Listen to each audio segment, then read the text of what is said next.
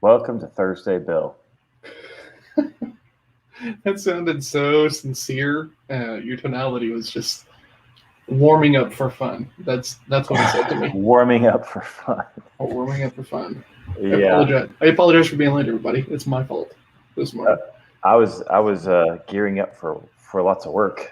That was the tone for me. Welcome to Thursday, y'all. Playing catch up after school yesterday. Yeah, there was just a lot of stuff that came up yesterday while I was there, and like it's supposed to happen, I didn't know about it until yesterday after. Okay. So, supposed to go, right? So that's good. Yeah. I'm supposed to be not connected in. I'm supposed to be present at school, and then when I get done, I can go, oh, gosh, a lot happened while I was gone. Good stuff, bad stuff, or just stuff? Yeah. No bad stuff, just stuff. Stuff and good stuff. So nice. Good morning, Levi. Good morning, Levi. How are you, buddy? So how was your Wednesday?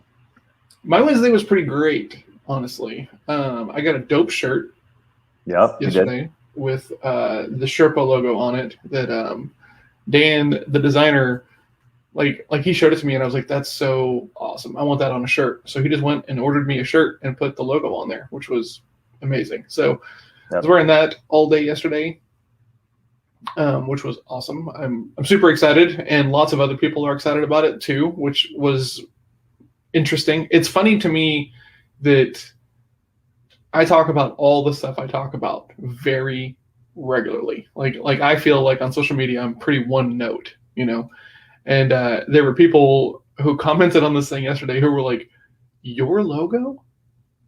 I'm like, Yeah, my logo. And they're like, "What are you working on?" Nothing really, nothing. I know, sales training. I want to be like part of me wants to be like up in arms about it. Like, how do you not know, right? But then the other part of me is just like, man, algorithm is just crazy, right? Because I know exactly like the 3 or 4 handful of people who are going to like Alice stuff and family stuff and everything else like that, and they're never the same people who like any of my business stuff, which just kind of indicates that like Facebook and all these things are saying, oh, it's this kind of post, so we're going to take it down this Plinko path versus this Plinko path. Yep.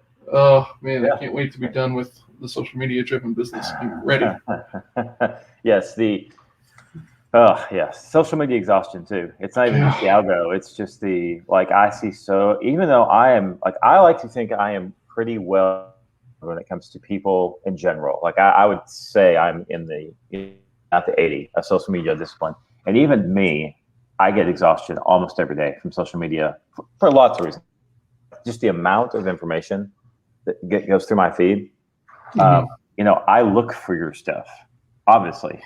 and don't always see it because I'll go, but even when I see it, it's like, I don't remember what he posted 2 days ago because there's been so much since then. Yeah. That's really interesting. I wonder if that's just like the nature of social, or maybe my content isn't just that noteworthy. Well, I think let's look at both of those. I think yes to number one for sure. I think definitely it's the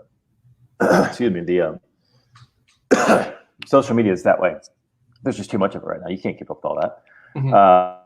But the second part, like the stuff that we're actually going to be noteworthy, that's going to like bring something up in our brain by matter of what we both think, right? The science that we preach is if it doesn't connect really specifically, it's not going to be something that's super old. Doesn't drag you in. So the right customer or the right person's not going to remember it.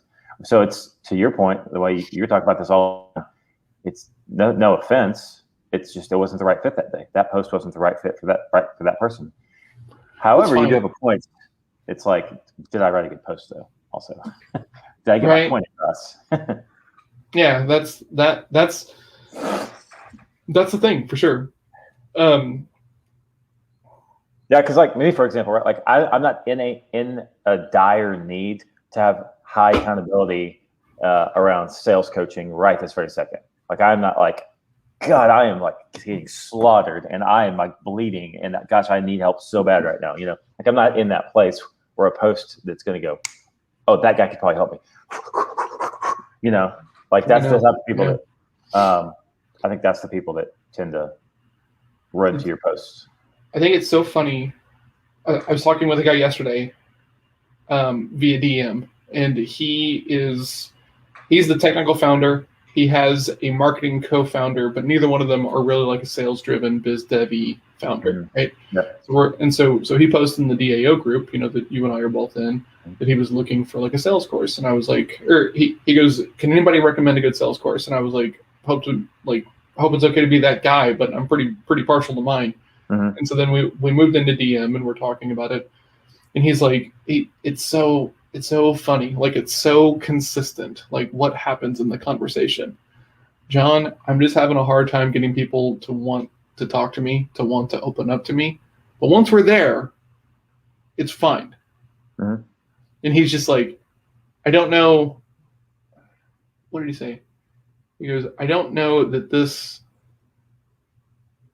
is like a sales problem. And I was like, it's probably not a sales problem. It's probably a marketing and positioning and like targeting problem. Okay. That's probably the issue. You're not saying no to enough stuff. And he was just like, yeah, okay. And it's so funny because this guy very specifically reminded me like so much of me, right? Because he's like, man, I'm so close. And I was like, awesome, great. Yeah, I've been there for sure. What are you gonna do now? Mm-hmm. You know, and it's so funny because you say that, you know, you have the thing you said a second ago is the popular opinion. Well, I'm not selling right now, so I'll deal with this later on when I am selling, or I don't, you know, I have this figured out or whatever. And, you know, I think Levi might comment on this, that like, it is when you're doing it right, it's like a mindset that you're like in or not. Mm-hmm. Right. So mm-hmm. if you're walking around being like, oh, I don't need this right now, you're probably not ever going to get to that point to where you're like, oh, I really need this, until you have some sort of like catalyst of like change that you're shown that the way you're doing it is not right. Right. So absolutely. Yeah, absolutely. Yeah. I definitely wasn't saying I don't need it. As far as like right now, you always need help and sales and things like that. Mm-hmm. I was like my close rates aren't really causing me a huge amount of pain, right? Could they get better? Absolutely. But I'm also getting just absolutely destroyed in my close rates. Like most people, there has to be enough pain to absolutely, yeah, right? To go, oh, I should really talk about this. For most people, there are a lot of people that are proactive, but for, like to your point, it just doesn't seem to be around sales a lot of time. It seems to be around it's like, oh, I could probably improve this. Let's go see if we can find something to help me get a little better at this. Sales is not one of those categories for most people, you know? So I have that conversation via the DM yesterday. And then I got connected with this new guy from the Noah Kagan Slack group, right? Super cool guy. He's over in like Plano, Irving, McKinney area, someplace over here in Dallas. And so we were kind of talking about last week, and he is trying to become, he's selling in real estate. So like first really kind of like sales thing. He's trying to figure this stuff out. And he's like, man, everybody likes the stuff. And then I send over the contract and puff of smoke and they're gone. I was like, huh, okay. And he goes, man, I just don't understand why it's all going to spam. And I was like, what? And he goes, if they're so excited, why are they not sending it back? And it's like, because they're not really that excited, or because they're just very, very busy, and you're sending over an email without any accountability step on top of it. So you're putting yourself in spots to where like it's hard to win. And he was like, yeah, okay. And that didn't really land, and that doesn't always land, and that's okay.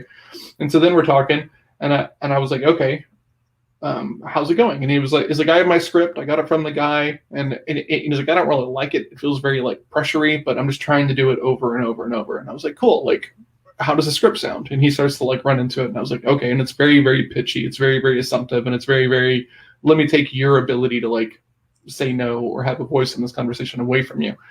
And so I was like, okay, man, perfect. I'm going to change subjects for just a second. And he's like, yeah, okay. And I said, what's your like favorite hobby or favorite thing? He's like, gaming. I was like, cool. What's your favorite game? And he tells me some game, BIL online, I think is what he said. I was like, cool. I think that game sucks. I think you should come play World of Warcraft with me because I think it's a far superior game, and let me tell you why. And then I stop and I said, do you want to hear why? And he goes, no, I don't. And I was like, exactly. Why do you think that is?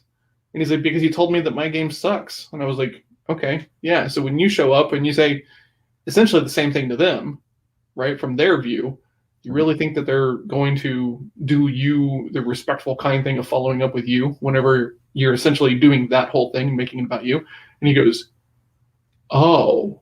And I was like, yeah. And I was like, you got to remember, man, you're calling the same people on Zillow that every other wholesaler, leasing agent, right, real estate agent is also trying to call. So they've had hundreds of these conversations. So when you show up and you sound just like everybody else with that script that takes away their ability to make a choice on a conversation, you're going to get told way down here on the line in the form of never following up, never answering your phone call again or anything else. Whereas if you can just try to work on that way over here on the front end of the conversation, you don't ever get to this point. And when you do get to this point, it's in the form of a closed deal and not like chasing and following up and like, hey, are we still talking about this and everything else? So chasing Amy. He talked to someone else in the group who I'm coaching, and the other person, Dan, was like, hey, John's pretty legit for like sales stuff. You should talk to him. And he was just like, yeah, okay, And so I think he was a little skeptical hopping on the call. I don't think he is anymore, which is really nice. So that's good. That's your biggest hurdle, isn't it? Most of the time. Most of the time, yeah. So he's coming to Sales Lab this morning to come check it out. Awesome. So I was like, man, if you want, you can come practice, hang out with us, right? You can have 2 sessions for free, and then we got to have a conversation of if there is value in this for you and talking about like the monthly rate. He was like, okay. John Smallmountain, professional therapist. I mean, sales therapist. I do not have the professional designation at all, but that's what it feels like in most of these calls. Sales therapist, not psychologist. Sales therapist. Let me tell you. So that was cool yesterday. I like those calls where, it's just like in Kung Fu when someone is struggling with the technique, and then you can explain it in just the right way, and their eyes go, oh, right, like that's the best part. I got to have one of those yesterday, actually, too. Did you really? Yeah, it was actually to another BMS coach, and we were talking about morning routines, and she's like, look, these morning routines are just guru BS. I'm tired of it. And she's like, trust me, like I've tried everything and it just doesn't work for me. Okay. Like so that's all it was, like her stance. Right. And then she backs up and goes, okay, I'm kind of only kidding. Like, but I don't get it. Seriously. Somebody explain this to me, like, so I hop in there. Like, so, all I said was like, what are you hoping to get out of your morning? Well, John Hill, tell me what hurts. Yeah. Dr. Ben. And she's like, I think it's FOMO. She goes, I really think that I think all these people are having these great experiences and I just don't understand. And I was like, great. What have you tried? And, she tells me these are things. I was like, great. What was your experience when you tried that? She'd tell me, I'm like, oh, okay. So like she'd do it for 3 minutes, or she'd be doing it sitting in front of the TV, or she'd be doing it somewhere to be in 10 minutes and she's trying to squeeze it in before she leaves. I'm like, and so I made a John Hill. It's like, oh yeah. Like, oh, yeah. I get it. For real. I'm turning into you. That's not what I do. That's not, I don't think that's anything close to what I do. I think it's hilarious though, that you're saying that, because I can see in some world where I do make like facial expressions that big. I don't know. No, I make the bigger facial expressions. It was more the no. Oh, okay. So yeah. Okay. Yeah. I do say that a lot. Yeah. Yeah. So anyway, end of the conversation. I'm like, okay, well, 2 suggestions if you're open to them. First, give yourself a solid half hour and just do one thing and get yourself a lot of space.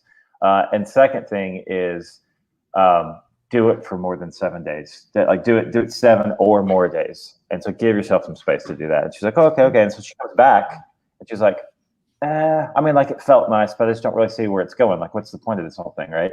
And this is the second, like, back end of it yesterday. Way to go put a bunch of pressure on this, like, very delicate practice. Oh, yeah, I did it. I did it, Mr. Smart Guy. What happens now? Yeah, you're really in a prime like mental state to get some great things out of like sitting quietly for a little bit. Yeah, that's the best space for mindfulness. Absolutely. Like,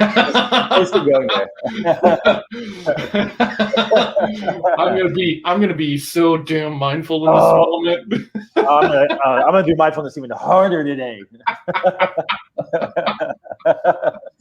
Oh man! I was like, look, here's a metaphor somebody gave me, an illustration somebody gave me. Maybe it'll help you. And I said, so when you go work out hard, it's like when you're going to perform a sport, work out hard. Do you stretch first? Well, yeah. Okay. So why do you stretch? Well, because you got to get the muscles loose. You don't want to hurt yourself, and you perform better, right? When you're stretched out. Okay. Try this is stretching for your mind and your soul before your day, so you can go crush your day. And she was like, that makes sense. That actually landed. Like no one's ever said it like that.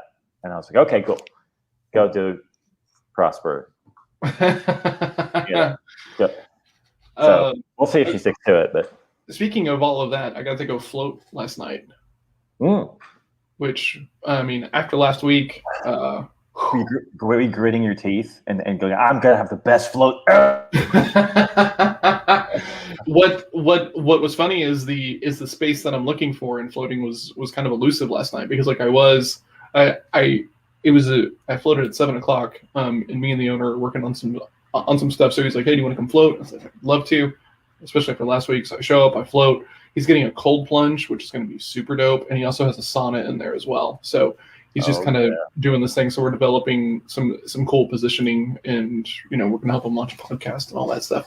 So, but like I went in there not like hot, but like I didn't really have enough separation between like work and the float, and so I was still like in work mode. And normally I close my eyes when I float, but I did not last night, just to see if it would be different, very different, which was kind of surprising. But the music started to play, because music comes on when your time is up, so that we can get up and rinse off and everything. And I've had moments where I've floated and I'll like sit up right before the music, and it's like I was kind of thinking about that. And so the music was playing, but I couldn't really hear it. It's like I sat up and then I couldn't hear the music anymore, and I was like, because I'd taken out the earplugs. And so like I sit up and I claw out the earplugs, and I can't hear the music. And I was like, what now? Kind of thing. You know what I'm saying? But turns out the music was playing. I just wasn't like hearing it yet. So then I got up and showered and everything. But it was interesting, because normally I can get in there and kind of drop pretty low, but it was not really working. But it wasn't like a bad float either. Like it was productive, if that makes sense. So yeah, I mean, you can get work in around mindfulness and like float type stuff, and still not leave like with the angels singing in the background, Yeah. yeah. And like that's the important thing, is like seeing the value in that kind of productive float versus like a more relaxing mindful float, which is my intention of being in that space. So could have been mad about it, but that's not really going to help me. Changing subjects drastically. Okay. So on LinkedIn, I'm currently messaging people, talking about an outcome that I have for one of my clients, right? This guy, James, who Levi works with, and sending some messages. And I'm saying, hey, look, I'm working with this guy. He loves what he does, but we brought on a couple of salespeople. He was able to do this in the last week of January. Not sure if this is something you're focused on. Could we have a conversation about it? And so far, most people seem to respond favorably, but I got one kind of thing. It said, no, thanks, and then in the next message, it said, when we got connected, you said you weren't going to be that guy. So congrats on being that guy. And I was like, well, I understand your position. That's totally fine. I'll take you off the list, or we can, remove the connection if you want. But if you don't see a difference between me asking a question, if you want to have a conversation, and a blatant pitch that's going to send you to a funnel, then there's not really anything that we're ever going to talk about, and that's okay. So. I do so I can take both sides, because I'm on your side on that, right? Because it's my positioning, my point on LinkedIn is to find customers and connections to customers. I really believe there's a lot of people on LinkedIn that are there to make friends. I really think that. So when absolutely. they say you're that guy, it's because their context is, I thought we were going to be friends. I can see that. Not your positioning of the way you asked. I think I know. Any business ask is going to look like a pitchy kind of thing to that kind of person. So. I just think, I think there's a lot of this. I have discovered. I think there's a lot more people than I even recognized that are in that place, and I just didn't think that before. Yeah. So I was actually sitting in the pod floating last night, and I kind of had this thought: what if you started the LinkedIn account like the third day that it's open, right? And then you forget about it. Right, you're running a company because you're doing your thing. You're not really paying attention, and then your company goes away during COVID, and you're going to go back to LinkedIn because you're like, hey, I'm going to go check out the online resume site, and you've not logged into this platform in years. Can you imagine the freaking culture shock that you would have if you were all up in your face? Yeah, if you were like a CEO or in some kind of decision making capacity like 5 to 7 years ago, and you haven't logged into LinkedIn in a while. The messages have got to be overwhelming, right? Like all the reach outs, all the prompts, all that. And, I try to be respectful of that, but look, I got to ask.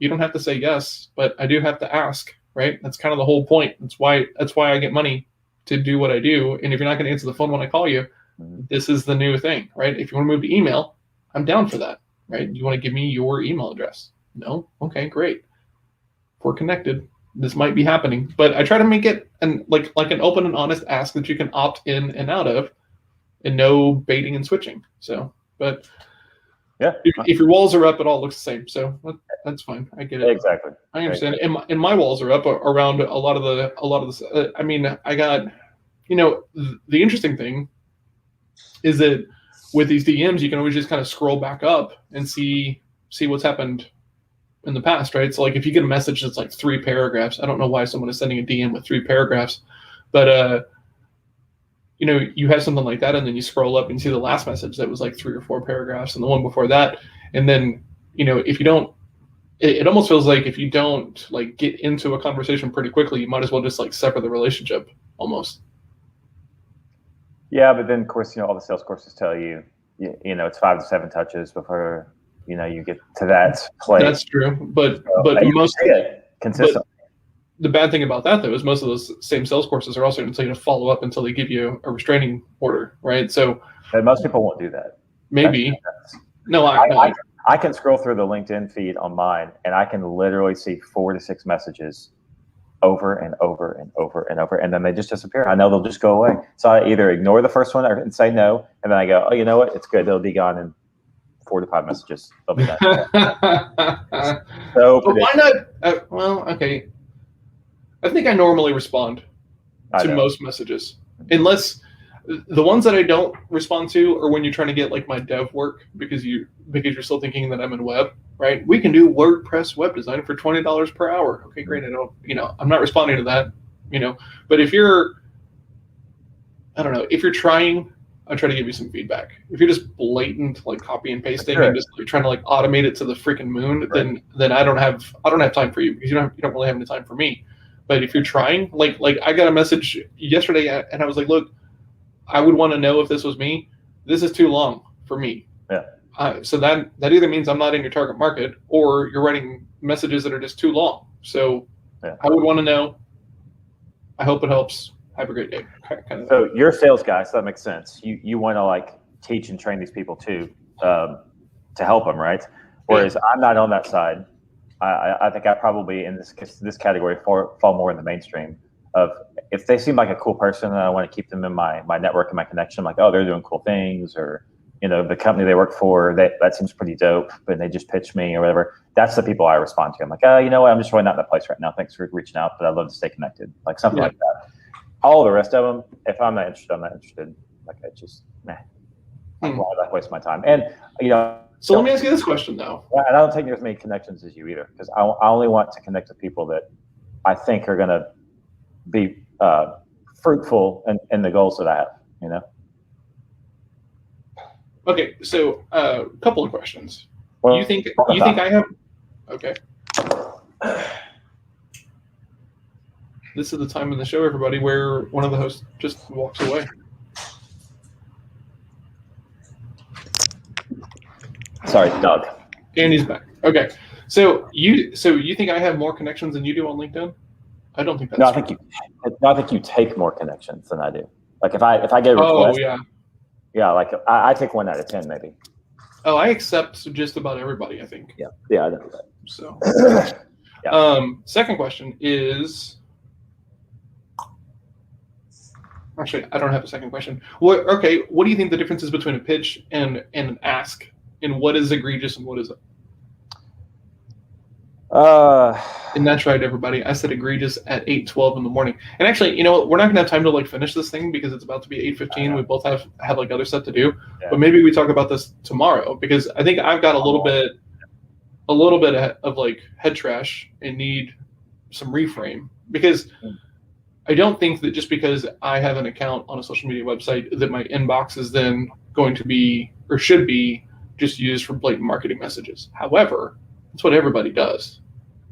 Right. So do I just need to do? So yeah, well, that's what we're talking about. Yeah. I mean, I think it's really interesting because like, is there a difference between a pitch and an ask and what is okay and what isn't, you know? I don't know. Here's where I'll leave then so you can think about this while we're doing this tomorrow. That I think in most people's, yes, there is a difference. Mm-hmm. In most people's eyes, there's not enough of a difference that they care. That's where I would start the conversation. Oh, that's a good point, Levi. The difference between a pitch and an ask is the perceived intention. Mm-hmm. And I agree. That's what I was saying. I think there is a difference. There definitely is a difference. But I think most of the public does not think long enough about your pitch. Oh, no. Ask there's a gut in the moment response. That's right. Oh God, another one of these things. Yeah. Oh, it's all a pitch. Mm-hmm. Yeah. And I have the same issue with all like the junk mail that I get in like the real actual mail, you know, and where Melissa and I are rewatching Seinfeld, right? And so there's like the part where Kramer's like, I'm not taking any mail. I'm not taking your junk mail. I'm not taking any mail. And then they're like, you must take the mail, right? And it becomes like this huge like conspiracy thing. Yeah, exactly. It's so funny. That's a great one. And it's so great because Newman's his buddy. Yeah. You know what you're doing? So I do not think I'm going to hit my BIL bet this week, partially because of some circumstances outside of my control, right?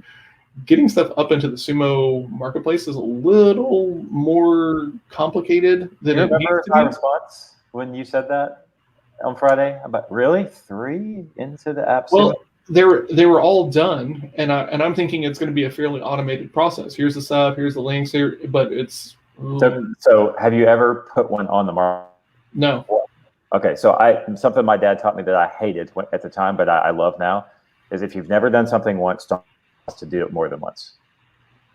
Don't what? Don't promise to do it more than once. That's fair, right? You have no idea, you know. Yeah. That's fair. So I do. You do what, Levi? I don't know. We're both skeptical, or we were both skeptical AF. Thanks, Levi. Your coaching call is going to be epic here in about a minute. Yeah, let me let you go so you can shred it. You're all fresh. No, like I didn't think it was going to be that. Like I didn't think it was going to be this tenuous, right? And so like I'm working on this, and then I get an email from like one of their onboarding specialists, and she's like having some problems, and I'm like, lots of problems. Tasker's gonna task. That's a shirt right there. Tasker's gonna task. You have unknowingly just put yourself in the spotlight, so congratulations. There are things you know nothing of, and it will say Levi beside it. Congrats on that. Awesome. All right, man. So I have family law, I have sales practice lab, I have a makeup call from earlier in the week that needed to get moved, and then I have I have a catch-up call with a client because I've been working with a closer. I have a prospecting discovery call later on at 1. I have a client meeting at 2. I have a team meeting at 3 with this team up in British Columbia, and then I have a meeting with a new partner. So, yeah, got a regular Thursday, all 9. Me too. From the window. 8 Zooms, excuse me, to the wall. Windows to the wall. Yep. Yeah. So that's we're not going to say the next line of that song. No, we're not on the show. Feel free. That is half your show too. So yeah, that's fair. Yeah, and I'm just now also making the connection that Snooper's going to snoop. So if that's the connection that you just made, Levi, that's even more epic. So yeah, but we're going to roll because it's Thursday. So see you guys, Levi, whoever else is here. There's a snooper. There's a lurker. Yeah. Okay. Hi, lurker. See you later, lurker. Have a great day. Don't lurk all day.